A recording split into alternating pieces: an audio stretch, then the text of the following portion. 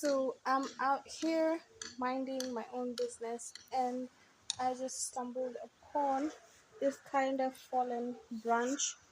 And guess what I found? Let's have a look.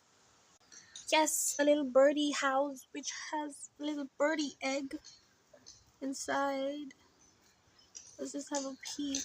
Oh, ooh, it is so fragile, and I don't wanna like kill the egg.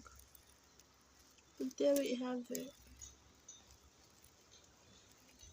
Looks so comfortable inside there.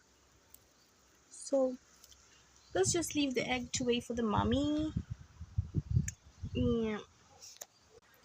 Yes, all the best in life, little birdie.